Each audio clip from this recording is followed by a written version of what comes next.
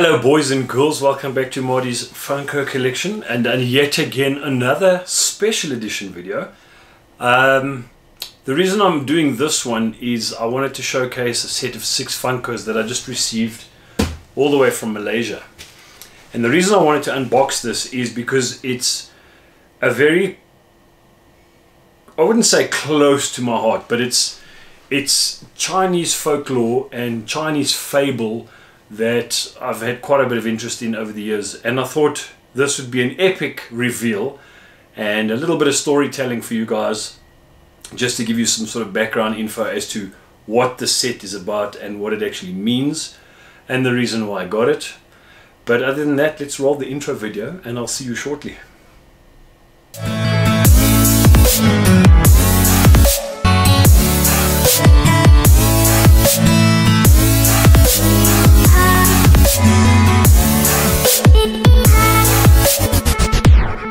Alright, cool guys, so all the way from Malaysia, another Funko parcel that I received from Harry. So if you watched my last special edition, you would have seen I got some really cool stuff in from Malaysia. But obviously, originally these are from China. What you will notice first and foremost is, again, some seriously epic packaging. So lots of bubble wrap on the outside of the box. So let's get rid of that stuff.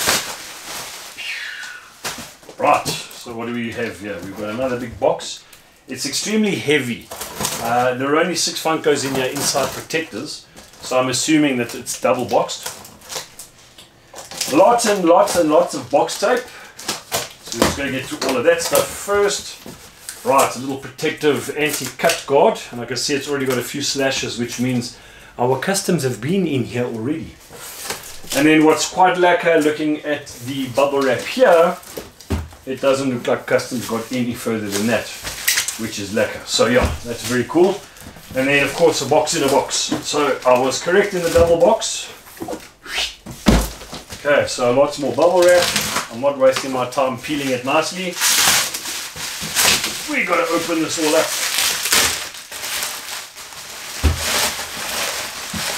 Okay, right.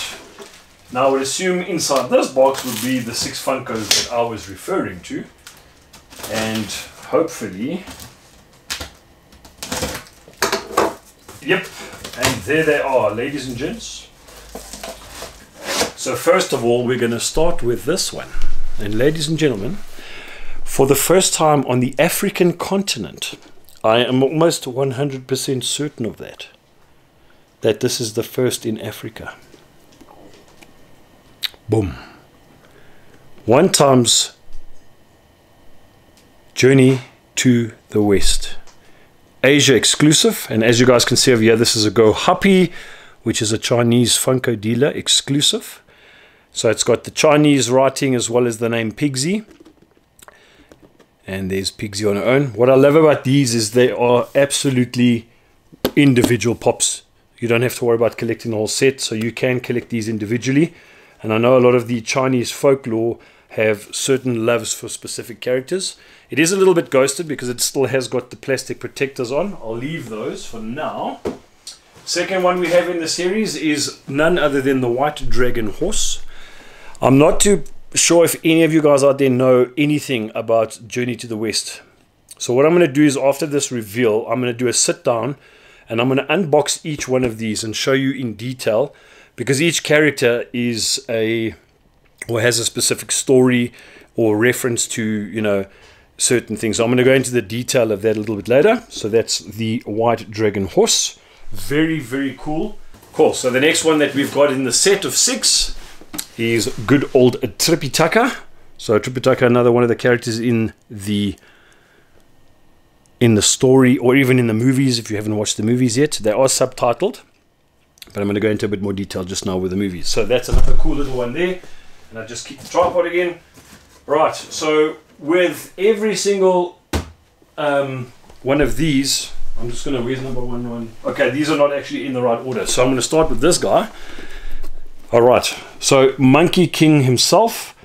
You can actually see the little clouds at the bottom there. But again, I'll get these open in detail for you guys right just now. And then none other than the chase version of said Monkey King. So the Chase Edition, we'll open them up and I'll show you how cool they look up close. And we'll go into a little bit more detail on each character as to what they're all about, what the storyline is, etc, etc. Then last but not least, we have good old Sandy over here. Sandy, also one of my favorite characters, very, very cool. Yeah, so again, boxes are absolute mint. So I'm going to say, guys, how epic is that? I don't think there's anyone else on the African continent, and this is not a bragging thing. I just don't think a lot of people understand or know of this series of Funkos.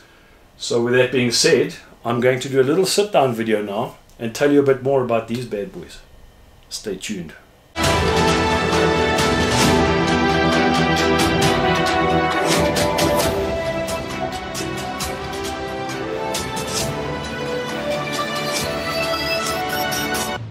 Alright, boys and girls, so yeah, I'm going to give you guys some insight to the particular characters in this series of Funkos.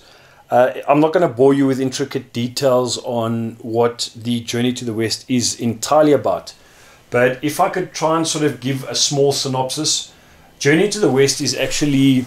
So I think these particular Funkos are based on the movie itself, or movies. Now, if any of you guys haven't seen it, Journey to the West was actually written and directed by Stephen Chow. Now that name should ring a bell, because if any of you guys have watched things like the Kung Fu Hustle, Stephen Chow would usually act and direct in them. But it's one of his, I think it is the first movie he's ever done as director only, so no acting role in the movie itself. So if you've watched things like Kung Fu Hustle, etc., movies like that, then you'll know exactly who I'm referring to. And Journey to the West, in a nutshell, is basically a 16th century novel that was written by, or at least credited to, a guy named Wu Shengyan. And it basically entails a journey of characters to the West, typically West meaning what we now know as India today, to basically go and get scripts and things like that for Buddhism, long story short, and then bring them back to China. So in a nutshell, the character that you see over here, and guys, pay serious attention, the detail that you see in these Funkos, I'm just going to drop the light a bit so we can get less shadows. The physical Funko Pops that we've got here are absolutely phenomenal as far as detail and manufacture goes. These Funkos are nowhere near as cheap to make as the typical ones we normally buy. And it's also a testament to the art and paintwork that is possible from Funko. So you can kind of gather that because these are Asia exclusives, and because it's based on a 16th century novel, which is probably one of the most famous Chinese fable novels of all time, you can get an idea of the absolute love that's been put into manufacturing these particular Funkos. So they obviously put in a lot more love with these because they are designed for the Asian market and not the Western world. But with that being said, yeah, you can see absolutely good detail as these things roll through. So I'm just going to talk crap while you guys watch these Funkos rolling around. So this can get very boring. So please hang around if you're keen to know the story behind everything. So first of all, what you'll notice, the Funko that we've got loaded up here, spinning around in a circle, is a character known as I think Tan Zhang Zhang, if I remember correctly. So Tan Zhang Zhang. Or in the English literature side of it, known as Tripitaka. So Tripitaka. Now, Tripitaka is basically a monk, and the name Tang Zanzang actually means Tripitaka, master of Tang. And for those of you paying attention, it's based on the Tang dynasty. And Sangzan itself actually refers to Tripitaka itself. So in the main categories of text in the Buddhist canon, or at least in Buddhist culture, it's also honorific for some Buddhist monks to renounce their families to become monks from childhood, and that's exactly what Tripitaka did. So announced himself from childhood, left his family to become a monk. So without getting into too much detail of the actual character, he literally set off for a kingdom called Dahila, which nowadays is actually an appellation for India, so in ancient China, and that's typically what they would refer to as the West. So as far as India, no further than that. And he was actually he went off to go and try and retrieve Buddhist scriptures for China. He's one of the characters in the movie that literally has no powers, so very helpless in defending himself. And basically he takes, he finds disciples through the journey to take on, to aid and protect him through his travels, obviously in finding the Buddhist scripts and so on and so forth. So one of the main characters in the movie, and we'll get to the character of sort of his sidekick horse type thing, but we'll get to that one now. So yeah, that's pretty much the character as far as Tripitaka goes. So we will move him off the stand, put him aside, and then I'm going to basically bring on these two at the same time. So this is the Monkey King himself. Alright, so what you'll see here is the standard as well as the chase version of the Monkey King. These are all Go Harpy exclusive, so it's a very limited set for the Asian market. And have a look at how exceptionally beautiful. I'm going to see if I can zoom in a bit more. It's probably going to blur out because I'm probably too close. But yeah, let me zoom in and out as we talk, then you can get an idea of the intricacy in this detail. So what you'll notice is some absolutely phenomenal paintwork. I just cannot seem to get over how well they've done these Funkos, and it proves it can be done. Anyway, so Monkey King in Chinese scripture is known as Sun Wukong. Now basically Sun Wukong is the name given to this character by his teacher. So his teacher was Subhuti, for the latter part of which means basically emptiness, or awakened to emptiness to be exact. Now he's often called the Monkey King in English script, just to make it a little bit easier for people. And he was born on a place called the Flower Fruit Mountain from an actual egg, well, a stone egg to be exact. And that was formed from ancient rocks created by a coupling of heaven and earth. So basically he first distinguished himself by entering, or bravely entering, into what they called the Water Curtain Cave, which was on the mountain. So for that feat, his monkey tribe gives him the title of Handsome Monkey King.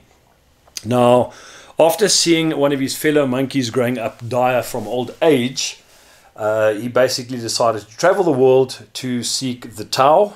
Now, for anyone who doesn't know what the actual word Tao means, Tao is basically the route or the path. If you can go into more detail, it's typically Tao is the natural order of things, and it's basically to find a way to be able to live forever. So basically looking for immortality.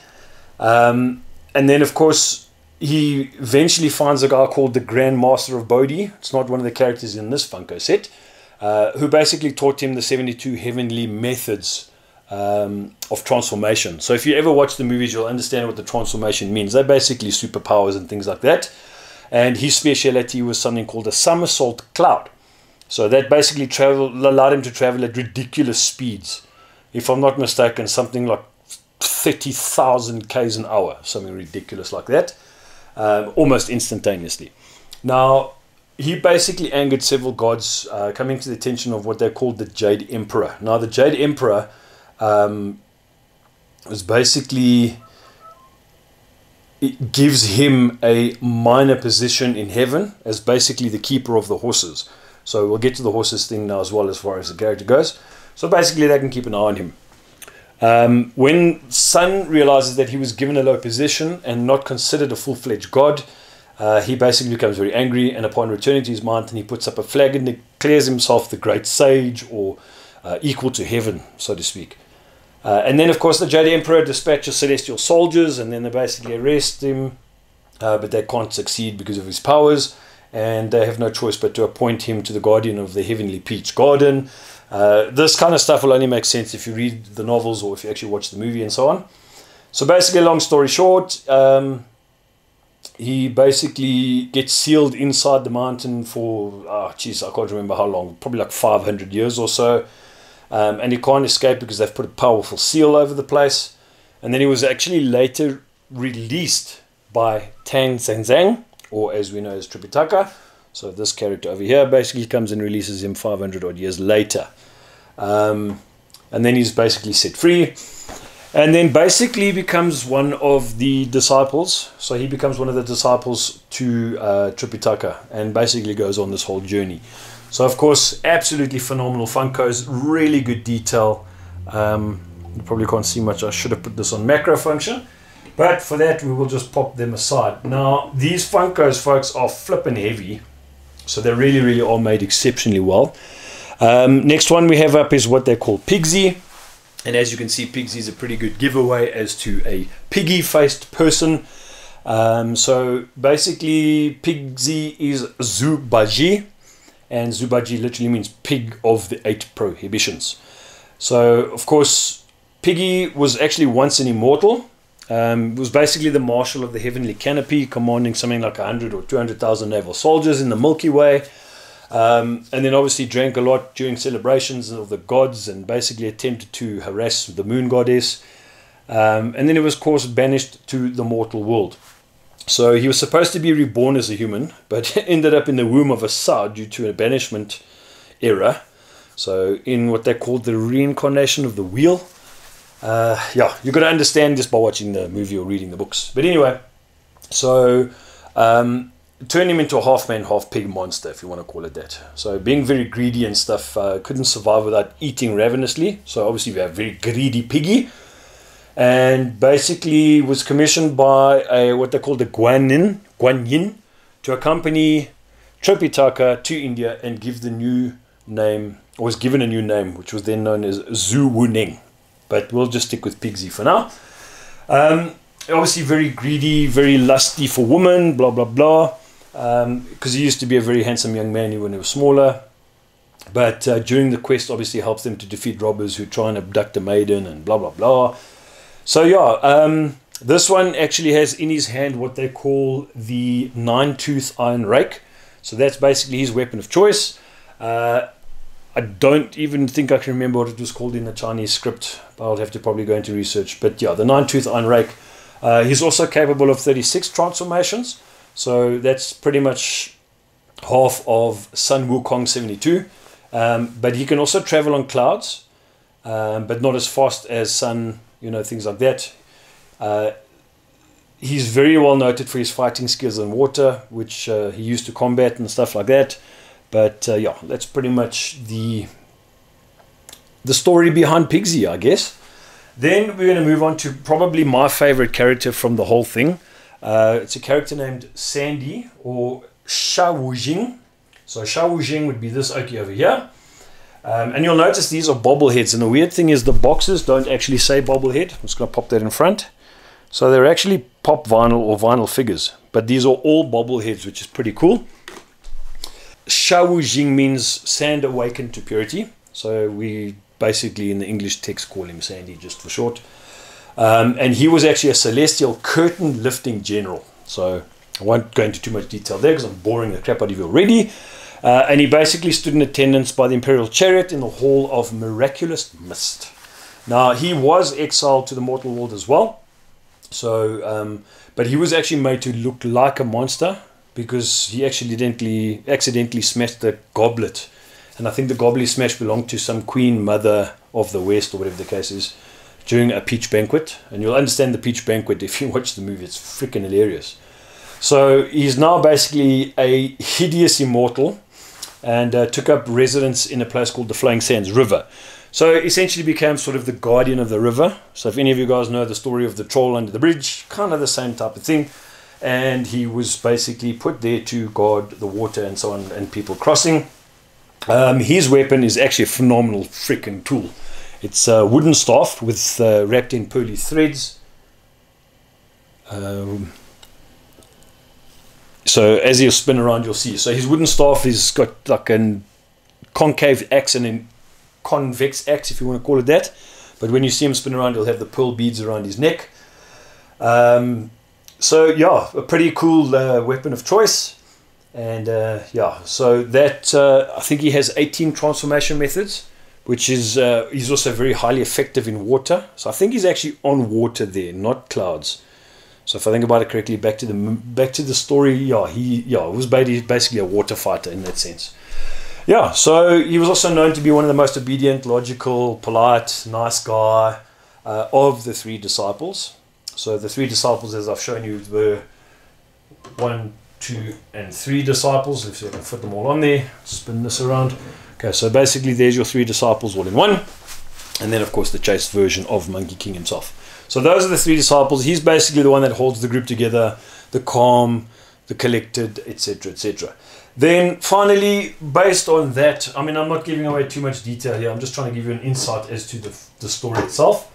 Then we move on to none other than what they call White Dragon Horse. Yes, I'll tell you what, these Funkos are made up exceptionally well. All right, so so basically what you're looking at here now is what they call the White Dragon Horse. Now, White Dragon Horse is known as Bai Long Ma, which is basically White Dragon Horse, directly translated. So he's actually one of the main characters in the 16th century novel. And he is Tang Sengzang's steed. So basically Tripitaka steed. So let's do this. Then they got them together and you know what I'm talking about. So basically his steed, so on and so forth.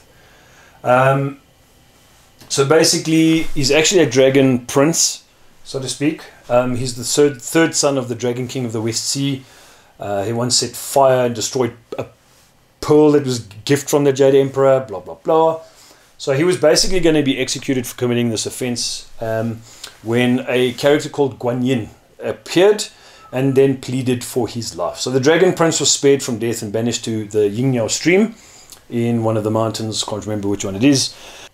So basically when Tripitaka crosses the stream, this prince appears in the form of a gigantic white dragon and swallows Tang's white horse in one gulp. Basically the dragon then fights with Sun Wukong, but obviously there's no match, and then retreats underwater. So in a nutshell, the Dragon Prince had been waiting for Tenzang but didn't recognize the latter and then ate his horse as a result. So the dragon then transforms into the White Dragon Horse and serves as Tang Sengzang's steed for the rest of the latter's journey. So that's pretty much in a nutshell what these Funkos are all about. Going to give you a bit more insight into it. I know this is boring as crap and all hell, so if you didn't enjoy it, sorry, I do apologize. But I really, really have a lot of interest in this sort of Chinese mythology and fabling stories of the past, and this is definitely one of them that's up there. So if you guys have no clue what it's about, do yourself a favor, journey to the West. Go and find a video of it somewhere. It's not available on any of our sort of channels and things, so you might end up having to torrent it. And that's pretty much it, folks. Thanks so much for watching. I know I haven't been very excited in this video, but believe you me, this set is an absolute epic haul for me. I really, really, really love this Funko range. It means a lot to me because I have been quite involved in a lot of the Chinese mythology over the years, and this really does cut close to home for me. So I hope you enjoyed the video. I hope it was insightful to some of you. I hope it didn't bore the crap out of you, you know, for most of you guys. But yeah, that's pretty much what it's all about. So until Friday night, enjoy that Grail reveal. All the best, guys. You take care. Bye.